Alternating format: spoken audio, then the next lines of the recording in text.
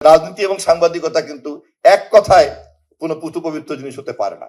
আমরা কে কিভাবে এটাকে চর্চা করি তার উপর এটাকে নির্ভর করে। ফলে ডিজিটাল প্ল্যাটফর্মের জগতে এটা আরো এই ঝুঁকিটা বেড়ে গিয়েছে।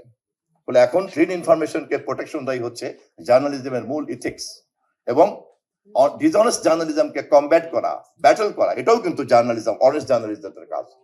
ফলে শুধুমাত্র সরকার বনাম সাংবাদিক তা না, মালিক পক্ষ বনাম সাংবাদিক তা না, বরঞ্চ অপতথ্য বনাম সঠিক তথ্য, মিথ্যা বনাম সত্য, এবং অসৎ সাংবাদিকতা বনাম বস্তুনিষ্ঠ সাংবাদিকতার লড়াই হচ্ছে এই মুহূর্তের বড় চ্যালেঞ্জ। যদি আমরা সংবাদপত্র শিল্প জগৎ হিসাবে আখ্যায়িত করি বা এইভাবে যদি দেখতে চাই, তাহলে শিল্পের নিয়ম অনুযায়ী এখানে একটা মুনাফার প্রশ্ন থাকবে অবধারিতভাবে। কারণ যিনি উদ্যোক্তা, তিনি যদি মুনাফা নিশ্চিত করতে না পারেন, তিনি তার এই শিল্প জগৎ প্রতিষ্ঠানকে কিভাবে টিকে রাখবেন? তা যদি টিকে রাখতে উনি নাই পারেন, তাহলে এই প্রতিষ্ঠানে কর্মরত সকল ব্যক্তি, সাংবাদিক, অন্যান্য সকলকে কিভাবে উনি লালন পালন করবেন? আবার তাকে যদি এই কাজ মুনাফা নিশ্চিত করে উনি যদি করেন এবং উনি যদি অন্য কোনো দায়বদ্ধতার মধ্যে না থাকেন, তিনি যদি সকলটা দায়িত্ব পালন করলেন কিন্তু তার ট্যাক্স কাঠামো অথবা তার দায় দায়িত্ব ইত্যাদি সম্পর্কে কোনো কথা থাকলো না, তিনি থাকলেন সবকিছু জবাবদিহিতার ঊর্ধ্বে, তখন একটা ভিন্ন পরিবেশ দেখা দিবে। কারণ সংবাদপত্র শিল্প জগতের মালিক পক্ষ এবং তিনি তার এই প্রভাব প্রতিপত্তি এবং তার পত্রিকার যে কাটতি, তাকে কাজে লাগিয়ে বিজ্ঞাপন দাতাদের কাছ থেকে যে অর্থ উপার্জন করেন, এই তো উৎস বলতে তো এই জগৎ টিকে থাকবে এখান থেকেই। তাহলে বিনিয়োগ এবং মুনাফার সম্পর্কে কিন্তু এইখানে, এবং এই আর্থিক জগৎটাকে যদি আমি একটি প্রাতিষ্ঠানিক কাঠামোর মধ্যে না দাঁড় করতে পারি, তাহলে এই জগৎ তো টেকসই হবে না। এবং যখনই এই জগৎ টেকসই হবে না, তখনই কিন্তু এই জগতের আপনাদের মতো মেধাবী যে জনবল, বিশেষ করে সাংবাদিকতার মতো এরকম একটা পেশা যা অন্য পেশার সঙ্গে সরাসরি তুলনা করা যাবে না, বা যান্ত্রিকভাবে আমরা কিন্তু অন্য পেশার মতো দেখলে ভুল হবে আমাদের।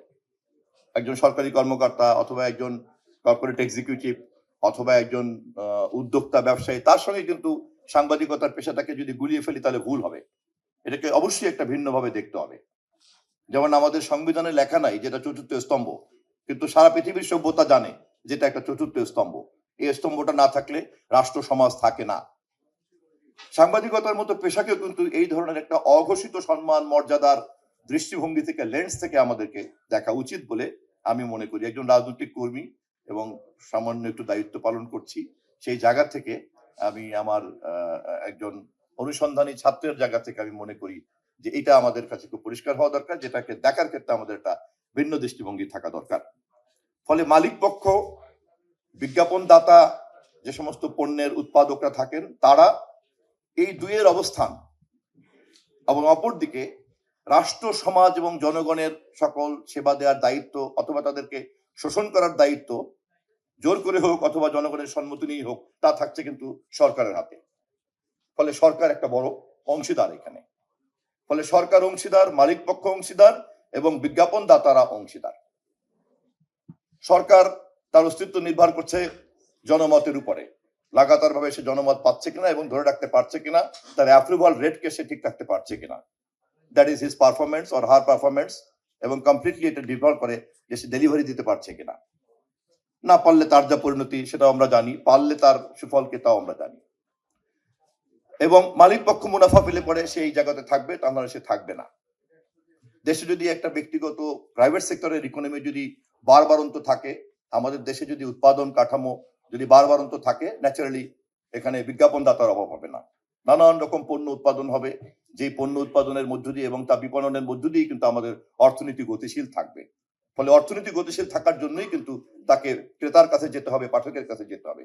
এভাবেই কিন্তু সাংবাদিক তার মেধাকে একটা পেশায় পরিণত করে পাঠক এবং দর্শক শ্রোতাদের কাছে এই জগৎকে নিয়ে কিন্তু আমাদের একটা ইকোসিস্টেম, মিডিয়া ইকোসিস্টেম। মালিক পক্ষ যদি সংবাদপত্র শিল্পের জগতের মুনাফার বিনিয়োগ এবং মুনাফা নিশ্চিত না পান, আমি যদি ধরে নেই যে কোনো ধরনের উদ্যোক্তা পাওয়া গেল না, তাহলে এই জগৎ কোত্থেকে থাকবে? তাহলে কি সরকার শুধু মালিক হবে? এটা কি সম্ভব? পৃথিবীর কোথাও কি আছে? তা হবে না। তাহলে মালিক পক্ষ যাতে এখানে থাকেন, সে তার জন্য কিন্তু আবার দেশে যদি প্রকৃত অর্থেই একটা একটা বেসরকারি খাতের অর্থনীতি যদি আপনার গতিশীল না থাকে, তাহলে বিজ্ঞাপনদাতা কোথায় পাবে? বিজ্ঞাপন আসবে কোত্থেকে? মালিক পক্ষ এখানে কেন ইনভেস্ট করবেন? আর তো কোনো সোর্স নাই ইনকামের।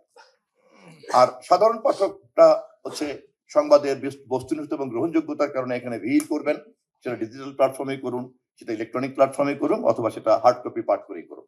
ফলে এখানে যত কোটি কোটি কোটি কোটি মানুষ ভিড় করবে, তত বেশি কিন্তু মালিক পক্ষ এবং বিজ্ঞাপনদাতাদের কিন্তু সংযোগ থাকবে। এই পুরো ব্যবস্থাটাকে আমরা যদি একটা রেগুলেশনের মধ্যে আনতে পারি, নট কন্ট্রোল, সেই রেগুলেশনের মধ্যে আনতে পারি এবং প্রত্যেকের যার যার ন্যায্য পাওনা, মালিকের ন্যায্য পাওনা, মালিকের ন্যায্য ব্যবসায়িক পরিবেশ, মালিকের ন্যায্য মুনাফা নিশ্চিত করা এবং বিজ্ঞাপনদাতাদের বেসরকারি উৎপাদন অর্থনীতির যে অর্থনীতি বান্ধব যে রাজনীতি সমাজ পরিবেশটাকে নিশ্চিত করা, এবং তখন কিন্তু স্বয়ংক্রিয়ভাবেই এই জগতের সাংবাদিকরা একটা ওয়েস্ট বোর্ডের মধ্যে আসবেন, সেখানে তারা মর্যাদাবান বেতন পাবেন, তার পরিবেশের নিশ্চয়তা পাবেন। মালিক পক্ষে এই চুক্তিতেই কেবলমাত্র তখন শিল্পের সমস্ত ধরনের লাইসেন্সগুলি তিনি পাবেন অথবা তিনি ধরে রাখতে পারবেন। বিজ্ঞাপনদাতারাও যার যার মতো করে যখন কাঠামোতে থাকবেন এবং তার ইনকাম অনুযায়ী যখন তিনি আরো বেশি বেশি করে পণ্য উৎপাদন করতে পারবেন, তখন সেখানে বিজ্ঞাপনের প্রবাহ বাড়বে। তখন সরকার এই সকলের ন্যায্য স্বার্থকে নিশ্চিত করার মধ্য দিয়ে সাংবাদিকতার পেশার নিরাপত্তা এবং মর্যাদাকে বৃদ্ধি করার জন্য এই মহলগুলিকে তখন অ্যামিকেবলি, নট প্রেশার, অ্যামিকেবলি কিন্তু তখন একটা সেটেলমেন্টে আসতে পারবেন। এই ক্ষেত্রে আমি ব্যক্তিগত একটা মত বলে রাখি যে প্রথমেই আমি চেষ্টা করছি এবং সরকারের অনেকেই ব্যাপারে একমত যে সাংবাদিকতা পেশা এবং সংবাদপত্র শিল্প জগৎকে একটা ভিন্নভাবে বিবেচনা করা যায় কিনা। কেননা অন্য কোনো পণ্য উৎপাদনের মতো মুনাফার প্রবৃদ্ধিটা কিন্তু এখানে চক্রের এরকম না। তাহলে মুনাফা না থাকলে উদ্যোক্তা থাকবে না, তাহলে কি এই জগৎ থাকবে না? তাহলে এই জগৎকে ধরে রাখার জন্য এবং এখানে বিনিয়োগকারীদেরকে ধরে রাখার জন্য এবং তার মুনাফার প্রভাবকে ঠিক রাখার জন্য আমাকে প্রথমে একটা ইকোসিস্টেম ডেভেলপ করতে হবে। এটা যদি আমরা করতে পারি, আমি মনে করি যে তখন ওই মালিকও কিন্তু তার মুনাফা নিশ্চিত হওয়ার কারণে আপনার সাংবাদিকদের স্বাধীনতা দেওয়া, মর্যাদা দেয়া, ওয়েস্ট বোর্ড দেয়া, তাকে নানান রকম ইনসেন্টিভ দেয়া, এর বাইরে আপনারা আবার সমাজে সেরকম সম্মান মর্যাদা তো আছেই, কারণ এটা এমন একটা পেশা যা সরকার, মালিক, অর্থনীতি, সমাজ, রাষ্ট্র সকলের জন্য কিন্তু এটা খুব জরুরি ভাবে দরকার হয়ে পড়বে। আপনারা যারা সাংবাদিক, সংবাদপত্র জগতের সবচেয়ে বড় অংশীদার, কিন্তু আপনারা কিন্তু এই জগৎ টিকিয়ে রাখার উৎসের দায়িত্বে আপনারা নাই। এই কথাটা শুনতে একটু খারাপ শোনাতে পারে, বাস্তবে এখানে কিন্তু সরকার, মালিক পক্ষ আর বিজ্ঞাপনদাতা। ফলে এই জায়গাটাতে যদি আমরা স্ট্রাকচার ঠিক করে ফেলতে পারি, তখন এর সবচেয়ে চূড়ান্ত ফলাফলটা পাবেন। আপনারা যেটা আকাঙ্ক্ষা করেন সেটাই কিন্তু আপনারা পাবেন।